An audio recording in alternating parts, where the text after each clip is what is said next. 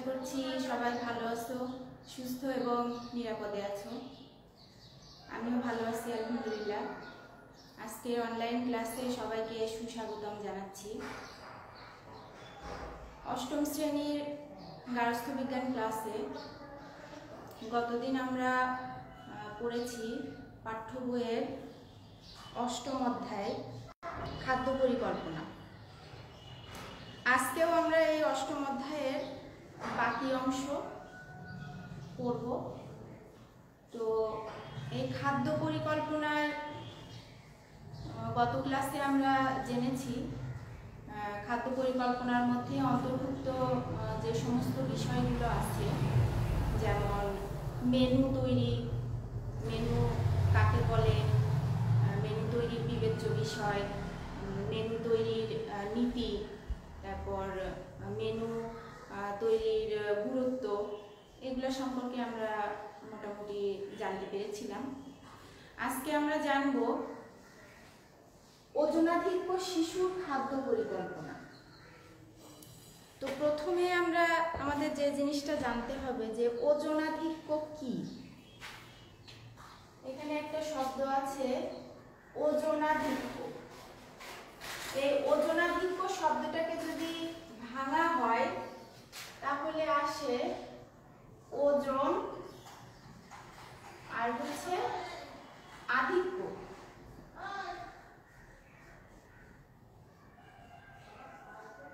ওজন আর হচ্ছে আধিক্য।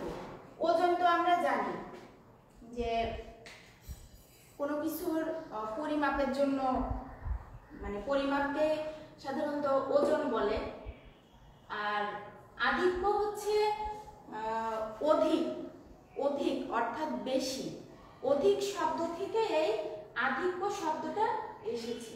তাহলে ওজন আর আধিক্য এই দুটা শব্দ মিলায় আসছে হচ্ছে ওজনাধিক্য, অর্থাৎ ওজনের আধিক্য বা ওজন বেশি হওয়াটাকে ওজনাধিক্য বলা হয়।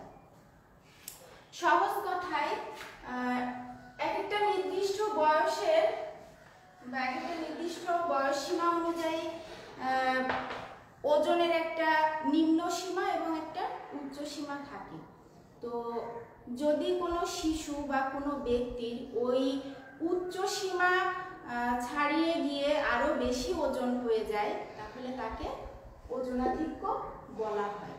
অর্থাৎ একটা নির্দিষ্ট বয়সী শিশু, অর্থাৎ 5 বছর বয়সী একটা শিশু, তো তার যদি ওজনের উচ্চ সীমা 12 কেজি বা 15 কেজি আমরা ধরলাম, যে 10 বছর বয়সী একটা শিশুর ওজনের সর্বোচ্চ সীমা বা উচ্চ সীমা সেটা হচ্ছে 15, কিন্তু ওই শিশুর যদি 15 কেজি পার হয়ে আরো বেশি অর্থাৎ 20 বা 25 কেজি হয়ে যায় তখন সেটাকে বলা হয় ওজনাধিক্য।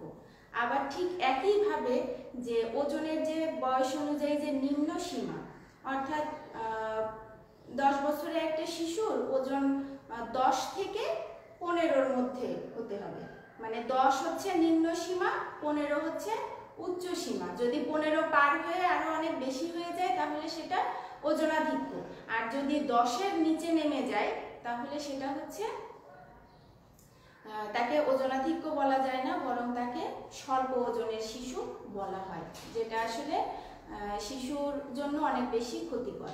এই স্বল্প ওজনও শিশুর জন্য অনেক বেশি ক্ষতিকর, আবার ওজনাধিক্য শিশুর জন্য অনেক বেশি ক্ষতিকর। তো আমরা এখন একটু দেখি এই ওজনাধিক্যের কারণগুলো কি কি।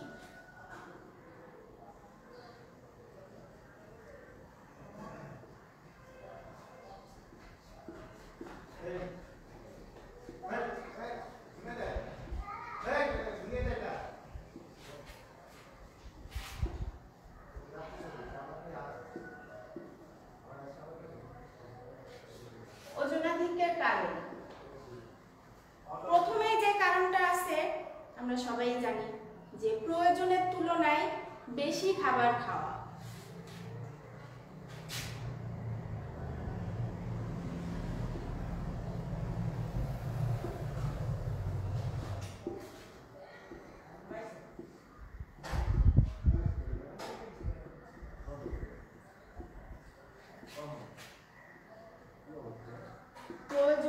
তুলনায় বেশি খাদ্য খাওয়া।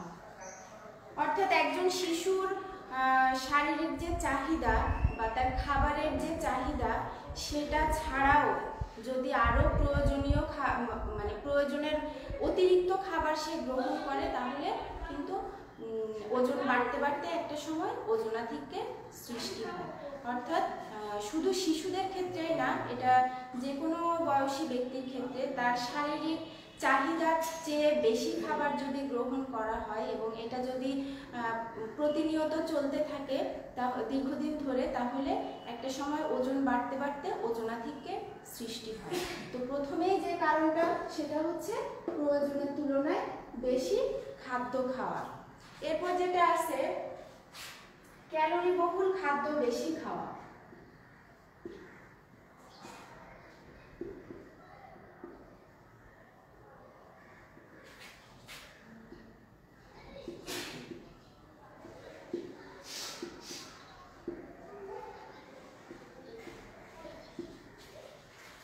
অর্থাৎ যে সমস্ত খাদ্যে ক্যালোরির পরিমাণ বেশি থাকে সেই খাদ্যগুলো যদি বেশি পরিমাণে খাওয়া হয় প্রতিদিন এবং দীর্ঘদিন ধরে, তাহলেও কিন্তু ওজনাধিক্য সৃষ্টি হয় বা ওজন বেড়ে যায়। এখানে ক্যালোরি বহুল খাদ্য হচ্ছে মিষ্টি জাতীয় খাবার, তারপর তেল বা চর্বি জাতীয় খাবার, এগুলাই কিন্তু মূলত এগুলাতে ক্যালোরির পরিমাণটা বেশি থাকে। যেটা প্রতিবেলায় আমরা যে ভাত খাই যে পরিমাণ, ভাতের বদলে যদি আমরা ওই সম পরিমাণ পোলাও বা খিচুড়ি খাই তাহলে কিন্তু ভাতের চেয়ে কিন্তু এই পোলাও বা খিচুড়িতে ক্যালোরির পরিমাণটা বেশ অনেকগুণ কয়েকগুণ বেশি থাকে। যার কারণে ভাত খেলে আমাদের যতটা মানে শুধু প্লেন রাইস, যেটা শুধু ভাত খেলে যে পরিমাণ ক্যালোরি আমরা পাবো, সেখানে যদি আমরা ওই সম পরিমাণ পোলাও বা বিরিয়ানি বা খিচুড়ি এই টাইপের খাবার খাই যেটাতে তেল মশলা বেশি দেওয়া থাকে, এটাতে কিন্তু ক্যালোরির পরিমাণ অনেক বেড়ে যায়। আবার তেলে ভাজা যেসব খাবারগুলো আছে, ডুবো তেলে ভাজা বা তেলে ভাজা যেসব আইটেমগুলো বা বেকারির আইটেম, কেক, পেস্ট্রি, চকলেট, এই টাইপের জিনিসে ক্যালোরির পরিমাণটা বেশি থাকে। এই ক্যালোরি বহুল খাদ্য যদি দীর্ঘদিন ধরে এবং বেশি পরিমাণে খেতে থাকে কোনো ব্যক্তি বা কোনো শিশু, তাহলে কিন্তু তার ওজন বাড়তে বাড়তে ওজনাধিক্য সৃষ্টি হবে। এরপর যেটা আছে পরিশ্রম কম করা।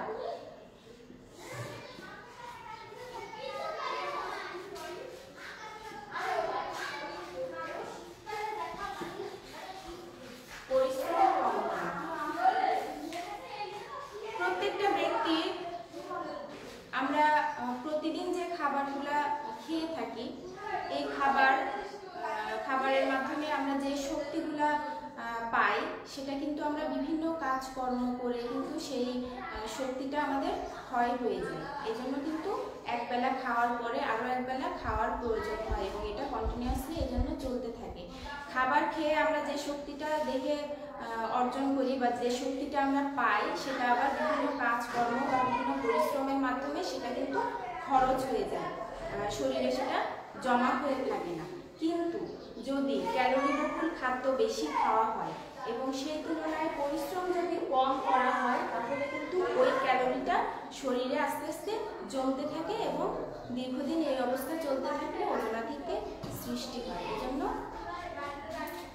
কম পরিশ্রম করাও কিন্তু ওজনাধিক্যের একটা অন্যতম কারণ। এরপর যেটা আছে অনিয়ন্ত্রিত জীবনযাপন।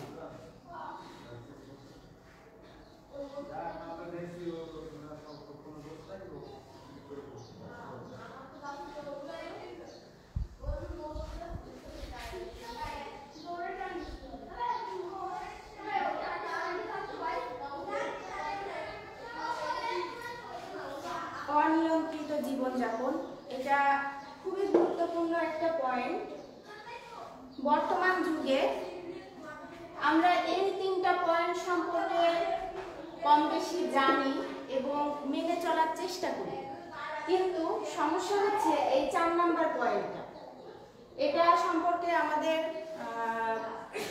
জ্ঞানও অনেক কম, অনেকেই আমরা এই ব্যাপারটা জানি না, আবার যারা জানি তারা আসলে মেনে চলার চেষ্টা করি না বা পুরোপুরি মানতে পারি না বিভিন্ন কারণে। তো এই অনিয়ন্ত্রিত জীবনযাপনটা হচ্ছে সময় মতো কোনো কাজ না করা বা নিয়ন্ত্রিত জীবনযাপনের বিপরীত। যেটা নিয়ন্ত্রিত জীবনযাপন হচ্ছে সবকিছু সুন্দরভাবে নির্দিষ্ট সময় অনুযায়ী সব কাজ করা, সেটা খাওয়া দাওয়া হতে পারে, অন্যান্য পরিশ্রম, পড়ালেখা বা যে ধরনের কাজই হোক না কেন একটা নির্দিষ্ট নিয়মের মধ্যে থাকা, এটাই হচ্ছে নিয়মতান্ত্রিক জীবন। আর নিয়মতান্ত্রিক জীবনের বিপরীত অর্থাৎ উল্টা, সেটা হচ্ছে অনিয়ন্ত্রিত জীবন। এই অনিয়ন্ত্রিত জীবনযাপন বেশিরভাগ ক্ষেত্রে খেয়াল করলে দেখা যাবে যে আমরা সকালে ঘুম থেকে উঠি দেরি করি, যেটার কারণে আমরা সকালে নাস্তা করি বেশ দেরিতে, আবার রাতে টিভি দেখা, গল্প করা বা গল্পের বই পড়া বা বিভিন্ন কাজকর্মের জন্য আমরা ঘুমাই কি অনেক দেরিতে। আর এই দেরিতে ঘুমানোর কারণে কিন্তু সকালে আমরা উঠতে দেরি হয় বা দেরি করে উঠি। আবার দেখা যায় বিভিন্ন কাজের প্রেশারে হোক বা সকালে দেরিতে নাস্তা করার জন্য হোক, দুপুরের খাবারটা কিন্তু আমরা অনেকেই বা বেশিরভাগই কিন্তু সময় মতো খাই না, দেখা যাচ্ছে বেশ দেরি করে খাই। তো এই যে অনিয়ন্ত্রিত জীবন, ঠিক সময় মতো না ঘুমানো, ঠিক সময়ে ঘুম থেকে না ওঠা, ঠিক সময়ে খাবার গ্রহণ না করা, বা যেহেতু সকালে ঘুম থেকে না উঠলে কিন্তু আসলে ব্যায়াম করা বা শারীরিক পরিশ্রমের যে ব্যাপারটা, ব্যায়ামের মাধ্যমে যে আমরা সুস্থ থাকতে পারি, এটাও কিন্তু আসলে সম্ভব হয়ে ওঠে না। তো এই সব কিছু মিলায়ে একটা কাজ যদি সময়ের বাইরে করা হয় বা সময় অনুযায়ী না করা হয়, তাহলে কিন্তু দিন রাতে 24 ঘন্টার প্রত্যেকটা কাজই কিন্তু এলোমেলো হয়ে যায়। একটা কাজ যদি ঠিক সময়ে না করা যায় বা কোনো কারণে যদি করা সম্ভব না হয়, তাহলে কিন্তু ওইটার জন্য পুরো সারা দিন রাতে সব কাজই কিন্তু দেখা যায় এলোমেলো হয়ে যায়, ঠিক মতো আর সব কাজ করে ওঠা সম্ভব হয় না। তো এই অনিয়ন্ত্রিত জীবনযাপন, এটা কিন্তু ওজনাধিক্যের জন্য অত্যন্ত গুরুত্বপূর্ণ এবং সবচেয়ে বড় কারণ হিসেবে দায়ী করা হয় এই অনিয়ন্ত্রিত জীবনযাপন। এই অনিয়ন্ত্রিত জীবনযাপনের কারণেই কিন্তু মূলত ওজনাধিক্য বা বাচ্চাদের, শিশুদের বিভিন্ন ধরনের মানসিক সমস্যা দেখা যায়। কারণ শিশুরা দেখা যায় যে অনেক সময় ফোন নিয়ে গেম খেলতে থাকে বা কম্পিউটারে গেম খেলতে থাকে, ইন্টারনেটে অনেক বেশি সময় নষ্ট করে, যেটার জন্য তাদের শারীরিক তো প্রভাব পড়ে, সাথে সাথে কিন্তু মানসিক প্রভাবও পড়ে। অনেক সময় দেখা যায় যে বিভিন্ন ধরনের মানসিক বিকৃতিও তাদের মধ্যে দেখা দেয়। তো এই জন্য আমাদের খেয়াল রাখতে হবে যাতে আমরা নিয়মতান্ত্রিক জীবনযাপন করি। এই অনিয়ন্ত্রিত জীবনযাপনে কিন্তু আমাদের সব ধরনের ক্ষতিকর একটা দিক। অনিয়ন্ত্রিত জীবনযাপনের ফলে কিন্তু সব ধরনের বিশৃঙ্খলা বা সব ধরনের অসামঞ্জস্যতা তৈরি হয়। তো প্রিয় শিক্ষার্থীরা, আমরা এতক্ষণ ওজনাধিক্যের কারণগুলো মোটামুটি জানতে পারলাম।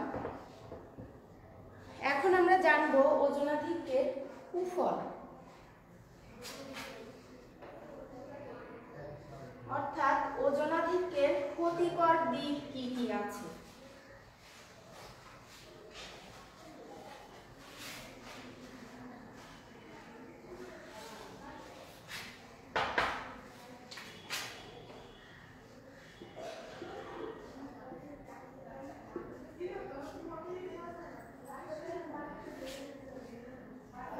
ওজনাধিক্যের সবচেয়ে বড় যে সমস্যাটা, সেটা তো আমরা সবাই জানি যে দেহের ওজন যদি বৃদ্ধি পায় তাহলে যে কোনো কাজকর্ম করতে অসুবিধার সৃষ্টি হয়, অল্প পরিশ্রমেই হাঁপিয়ে উঠতে হয়, সব কাজ ঠিক মতো করা যায় না, এই ধরনের বিভিন্ন সমস্যা তো আছেই, এগুলো আমরা জানি।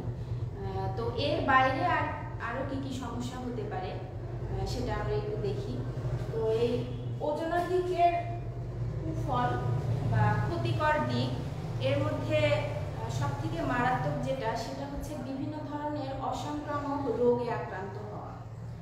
অর্থাৎ এই ওজনাধিক্য যদি দীর্ঘদিন চলতে থাকে বা দীর্ঘদিন যদি ওজন বৃদ্ধি অবস্থায় থাকে বা দিনে দিনে ওজন বৃদ্ধির পরিমাণ যদি বাড়তে থাকে, তাহলে বিভিন্ন ধরনের রোগে আক্রান্ত হওয়ার মারাত্মক সম্ভাবনা দেখা দেয়।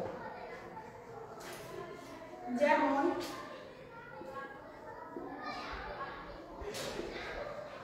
উচ্চ রক্তচাপ,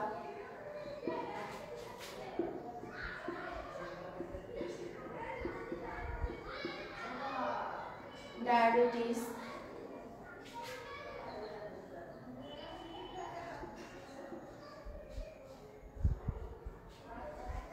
হৃদরোগ,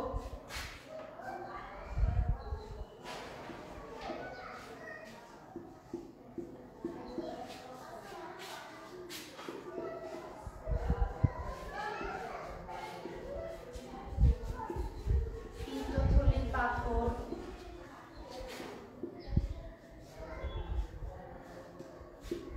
এবং সর্বোপরি স্ট্রোকের মতো রোগও কিন্তু দেখা দেয় এই ওজনাধিক্যের কারণে।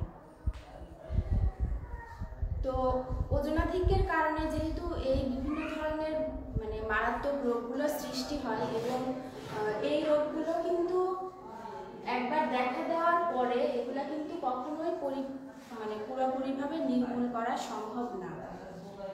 এগুলা দেখা যাচ্ছে সঠিকভাবে খাদ্য ব্যবস্থাপনা বা নিয়মতান্ত্রিক জীবনযাত্রা মেনে চললে হয়তোবা কম হয়ে থাকে বা একটা নির্দিষ্ট মাত্রায় থাকে, কিন্তু এই রোগগুলা কিন্তু কখনো পুরোপুরিভাবে সেরে ওঠা সম্ভব না।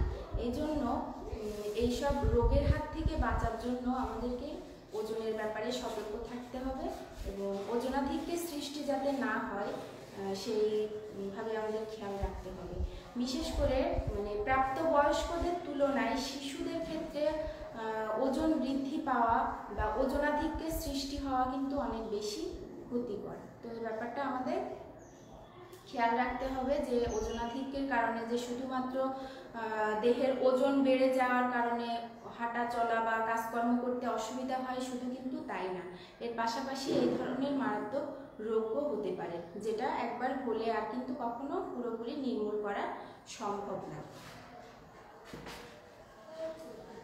এরপরে আমরা জানব ওজনাধিক্য শিশুর খাদ্য ব্যবস্থাপনা।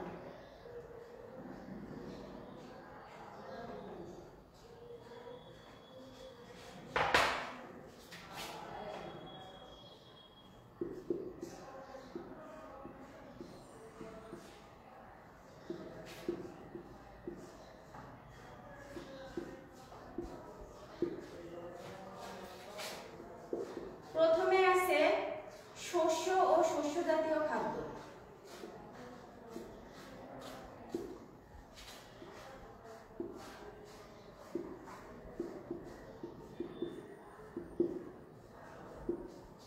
শস্য ও শস্য জাতীয় খাদ্যের মধ্যে যেগুলো পড়ে ভাত, রুটি, মুড়ি, চিড়া, এই টাইপের জিনিসগুলো, এগুলো খাওয়ার ব্যাপারে আমাদের বেশ সতর্ক হতে হবে। এগুলো ইচ্ছা মতো বা দেহের যে চাহিদা তার চেয়ে বেশি পরিমাণে খাওয়া যাবে না, অর্থাৎ দেহের চাহিদা অনুযায়ী খেতে হবে বা একটা শিশুর বয়স অনুযায়ী তার দেহের যে চাহিদা সেই চাহিদা অনুযায়ী এই শস্য বা শস্য জাতীয় খাদ্যগুলো দিতে হবে। এর মধ্যেও আবার কিছু ব্যাপার আছে, যেমন ভাতের একটা শিশু এক বেলায় যে পরিমাণ ভাত খায়, যদি ওই সম পরিমাণ তাকে পোলাও, খিচুড়ি বা বিরিয়ানি দেয়া হয় তাহলেও কিন্তু ওজন বেড়ে যাবে। কারণ পোলাও, বিরিয়ানি, খিচুড়ি আমি আগেই বলেছি যে এগুলো কিন্তু ক্যালোরি বহুল খাদ্য, যেহেতু তেল মশলা বেশি দিয়ে রান্না করা হয়, এগুলোতে নর্মালি ভাত বা রুটির চেয়ে দ্বিগুণ পরিমাণ ক্যালোরি পাওয়া যায়। তো এক্ষেত্রে এই পোলাও, খিচুড়ি বা পরোটা এই টাইপের জিনিস দিতে গেলে রেগুলার যে পরিমাণ ভাত সে খায় সেটার চেয়ে অর্ধেক করে দিতে হবে, তাহলে ক্যালোরি ব্যালেন্সটা ঠিক থাকবে। এরপরে আছে শাকসবজি ও মৌসুমী ফল।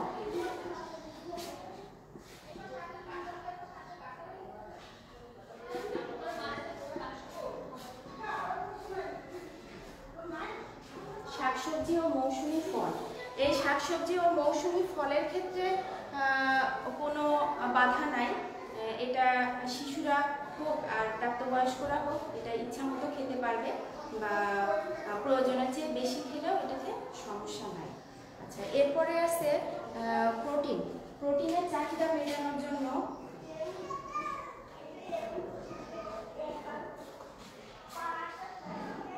মাছ, মাংস, ডিম, ডাল জাতীয় খাদ্য এগুলা পরিমাণ মতো দিতে হবে। অনেক সময় দেখা যায় যে দেহে যদি মিষ্টি এবং চর্বি জাতীয় পদার্থের স্বল্পতা দেখা যায়, তাহলে তখন কিন্তু এই প্রোটিন ভেঙে দেহে তাপশক্তি উৎপাদিত হয়। তো প্রোটিনও যে ইচ্ছা মতো খাওয়া যাবে সেটা না, প্রোটিনের চাহিদা অনুযায়ী, মানে একটা শিশু বা একজন ব্যক্তির যতটুকু পরিমাণ চাহিদা তার প্রোটিনের, সেটা অনুযায়ী তাকে প্রোটিনের খাদ্য দিতে হবে। এরপর শিশুদের খাদ্য ব্যবস্থাপনায় দুধ রাখা অপরিহার্য, কিন্তু এই দুধটা শুধুমাত্র দুধই থাকবে, এর সাথে কোনো চিনি বা গুড় জাতীয় অর্থাৎ মিষ্টি খাওয়ানো যাবে না। এবং শুধু তাই না, দুধ দিয়ে তৈরি করা কোনো মিষ্টি জাতীয় খাবারও শিশুকে দেওয়া যাবে না, শুধুমাত্র পিওর দুধটাই দিতে হবে। এরপরে নাস্তা হিসেবে শিশুদেরকে কম ক্যালোরি বহুল খাবার খাওয়ানোর চেষ্টা করতে হবে, যেমন সালাদ, কিছু কাঁচা সবজি দিয়ে যে সালাদ তৈরি করা হয়, বা এই সালাদগুলা কাঁচাও খাওয়া যায়, আবার অনেকে হালকা ভাপায়ও খেতে পছন্দ করে। তো এই সালাদ অথবা ফল এগুলাতে ক্যালোরির পরিমাণ কম থাকায় এগুলা পর্যাপ্ত পরিমাণে দেওয়া যেতে পারে। নাস্তায় বেকারির খাবার বা বাইরের কোনো খাবার না দিয়ে তাকে শাকসবজি, সালাদ বা ফল এগুলা দেওয়া যেতে পারে। এরপরে ওজন কমানোর জন্য আমরা 3 বেলা খাবারের পাশাপাশি নাস্তায় বাইরের খাবার বা বেকারির খাবার বা ফাস্টফুড টাইপের খাবার না খেয়ে যদি আমরা মৌসুমী ফল খাওয়ার অভ্যাস করি, তাহলে কিন্তু এটা ওজনও কমাতে সাহায্য করে, আবার পুষ্টির চাহিদাও পূরণ করতে পারে। আবার মৌসুমী ফলগুলো কিন্তু যথেষ্ট কম মূল্যে আমরা পাই, তো এটা কিন্তু অর্থেরও সাশ্রয় করে। এরপর যেটা খেয়াল রাখতে হবে, সফট ড্রিঙ্কস বা বোতলজাত জুস যেগুলো বাজারে পাওয়া যায়, এগুলা না খেয়ে বা এগুলার পরিবর্তে যদি আমরা ডাবের পানি বা রসালো ফল এগুলো খাওয়ার চেষ্টা করি বা এগুলো খাওয়ার অভ্যাস করি, সেটা কিন্তু স্বাস্থ্যের জন্য অনেক বেশি উপকারী এবং ওজনও কমাতে সাহায্য করে, আবার কোনো ক্ষতি করে না। তো এগুলা ওজনাধিক্য শিশুর জন্য অত্যন্ত গুরুত্বপূর্ণ মেনে চলা। আর সবচেয়ে বড় যেটা মেনে চলতে হবে খাবারের পাশাপাশি, সেটা হচ্ছে শরীরের ওজনটা যাতে নিয়ন্ত্রণে থাকে, এই জন্য সব ধরনের ব্যবস্থা করা বা সচেতন থাকা, যেমন শারীরিক পরিশ্রম করা বা ব্যায়াম করা। ব্যায়াম করার ফলে কিন্তু যে শুধু শরীরের ওজন কমে যায় তা কিন্তু না, ব্যায়াম করার ফলে কিন্তু দেহের কর্মশক্তি বৃদ্ধি পায়, এবং সকালে এবং বিকালে যদি অল্প কিছু সময় ব্যায়াম করার অভ্যাস করা যায়, এটা কিন্তু দেহ এবং মন উভয়ের জন্য খুবই উপকারী। এবং সর্বোপরি যেটা করতে হবে, আমাদের নিয়মতান্ত্রিক জীবনযাপন করতে হবে, কারণ অনিয়ন্ত্রিত জীবনযাপনের ফলে কিন্তু সব ধরনের সমস্যার সৃষ্টি হয় এবং এই ওজনাধিক্যেরও সৃষ্টি হয়। এই জন্য আমাদের ঠিক সময় মতো ঘুমানো, ঠিক সময়ে খাওয়া বা সময় মেনটেন করে সব ধরনের কাজ ঠিক সময়ে করা, এগুলো আমাদেরকে খেয়াল রাখতে হবে। এতে করে যেটা হবে, ওজনাধিক্য হবে না বা দেহের ওজন অতিরিক্ত হারে বৃদ্ধি পাবে না। তো সুপ্রিয় শিক্ষার্থীরা, আজকে আমরা মোটামুটি ওজনাধিক্য বা বেশি ওজন কি, কেন হয়, এর কুফলগুলো কি, এবং এই ওজনাধিক্যে খাদ্য ব্যবস্থাপনা বা খাদ্য পরিকল্পনায় কি কি জিনিসগুলো মনে রাখা দরকার বা কি কি জিনিস মেনে চলা উচিত, এগুলো সম্পর্কে আমরা জানতে পারলাম। তো এগুলো আমরা মেনে চলার চেষ্টা করব, এবং সর্বোপরি নিজেদেরকে সুস্থ থাকতে হলে, সুস্থ এবং রোগমুক্ত থাকতে হলে অবশ্যই আমাদের এই জিনিসগুলো মেনে চলা উচিত, কারণ ওজন বেড়ে গেলেই কিন্তু শরীরে বিভিন্ন ধরনের সমস্যা, বিভিন্ন ধরনের রোগ এসে বাসা বাঁধে। তো সুস্থ থাকার জন্য আমাদের ওজন নিয়ন্ত্রণে রাখা দরকার। তো সুপ্রিয় শিক্ষার্থীরা, আজকের মতো এ পর্যন্তই। সবাই ভালো থাকবে, সুস্থ থাকবে এবং প্রয়োজন ছাড়া বাড়ির বাইরে বের না হওয়ার চেষ্টা করবে। বের হলেও মাস্ক পরিধান করবে এবং নিজেদের পরিচ্ছন্নতার ব্যাপারে সবাই সচেতন থাকবে। সবাই সুস্থতা কামনা করে শেষ করছি। আল্লাহ হাফেজ।